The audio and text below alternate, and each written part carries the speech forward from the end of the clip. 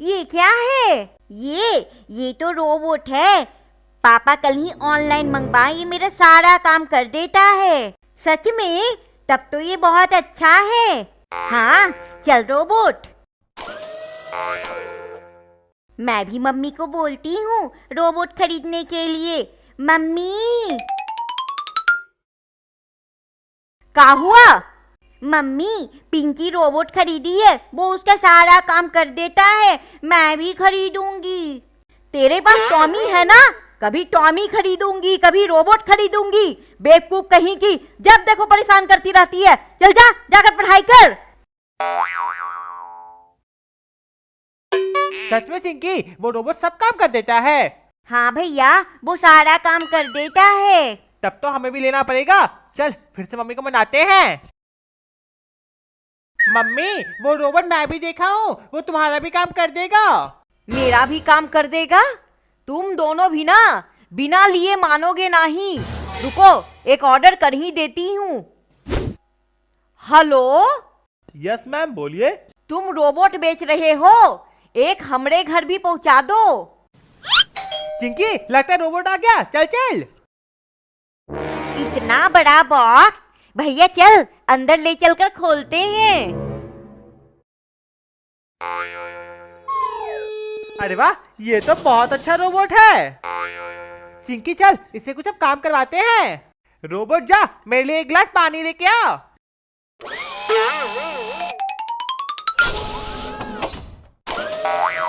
वाह, ये तो पानी लेकर आ गया।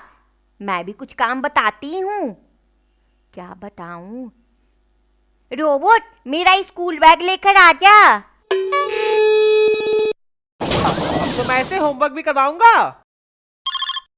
इस समय किसका फोन आ गया? हेलो हेलो, अम्मा तुम बताओ कैसी हो? हम अच्छो हैं बिटिया। बिटिया, डुग्गू बहुतो ज्यादा परेशान कर रहो है। हम आए रहो हैं उसको लेकर। मेरी अम्मा आ रही है। चिंकी, तुम्हारी नानी आ रही है बिटिया। नानी आ रही है?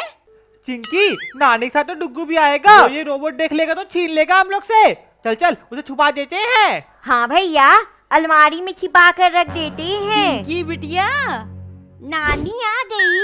ये नानी आ गई। अम्मा तू आ गई? आ अंदर आ। आजा मेरा डुग्गू। टॉमी, तू भी आ गया डुग्गू के साथ खेलने? डुग्गी डुग्गी। मम्मी देखो, डुग्गू कितना खुश हो रहा है टॉमी को देखकर। हाँ, बढ़िया से खेलना डुग्गू के साथ, रुलाना नहीं। मैं आती हूँ कुछ खाने का लेकर। रहने दे बिटिया, मैं बहुत सारा सामान लाई हूँ चिंकी और चिंटू के लिए। सच में नानी, क्या क्या लाई हो? दिखाओ दिखाओ। हाँ हाँ, देती हूँ। ये ले, बांट ले सब मिलकर।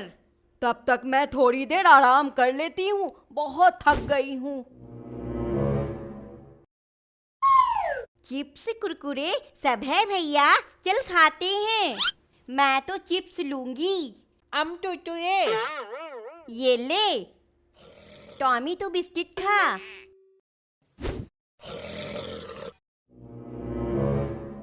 मेरे लिए तो कुछ बचा ही नहीं। ये डुग्गू तो इतना खा भी नहीं पाएगा। ला डुग्गू, इधर दे।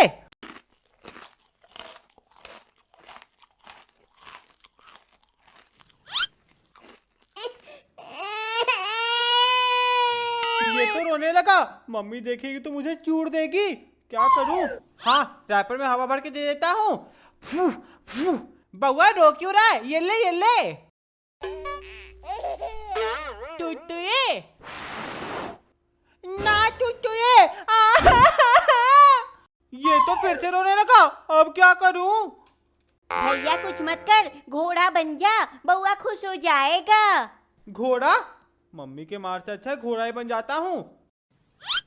घोड़ा या चल मेरे गोले टिक टिक टिक, चल मेरे गोले टिक टिक टिक। चल ना घोड़ा, चल चल। हाँ हाँ, चल रहा हूँ। ये तल मेरे घोले टिक टिक टिक, तल मेरे घोले टिक टिक टिक।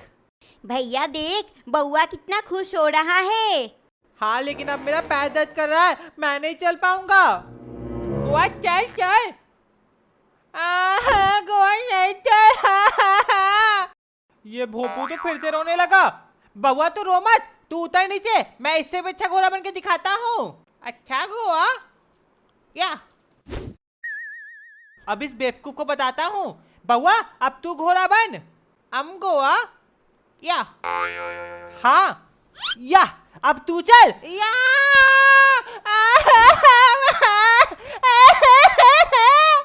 का हुआ चिंकी, बउआ रो क्यों रहा है?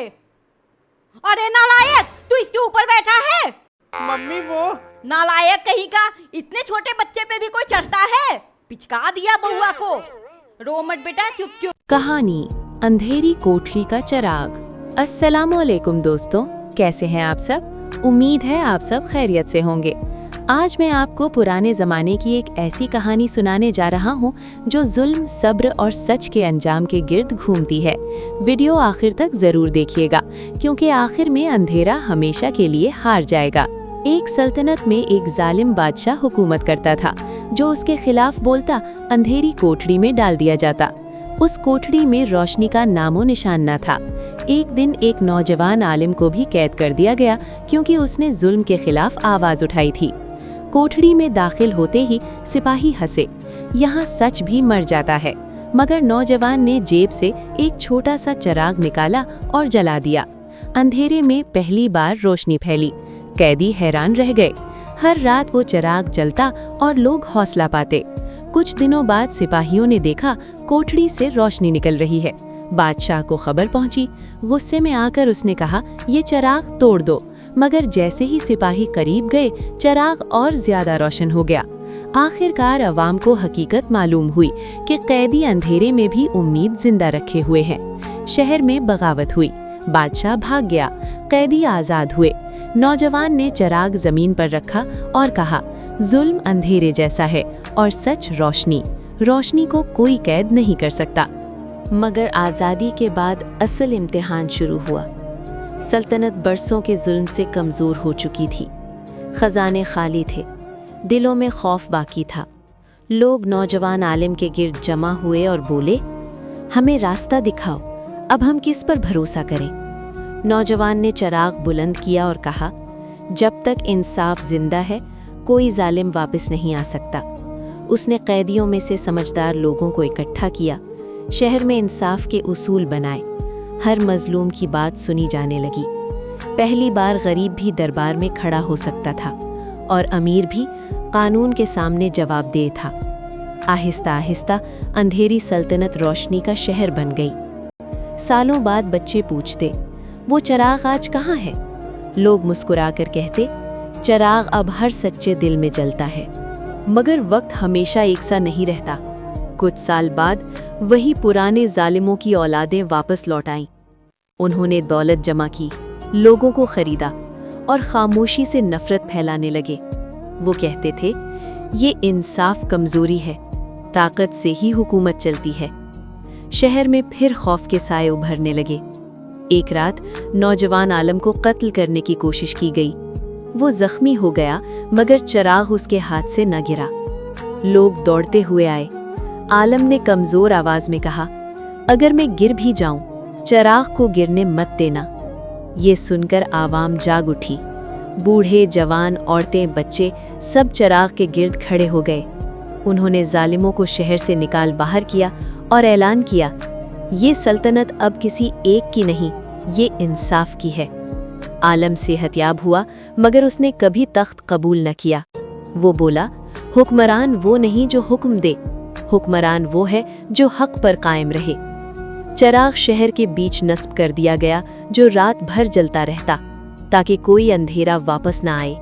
और यूं एक जुल्म से भरी सल्तनत हमेशा के लिए रोशनी की मिसाल बन गई। सबक, सच वक्ती फतह नहीं, सच मुसलसल जद्दोजहद मांगता है। जो हक पर डटा रहे वही तारीख बदलता है। अगर आपको ये कहानी पसंद आई हो तो लाइक करें, सब्सक्राइब करें और इंसाफ की ये रोशनी सब तक पहुंचाएं।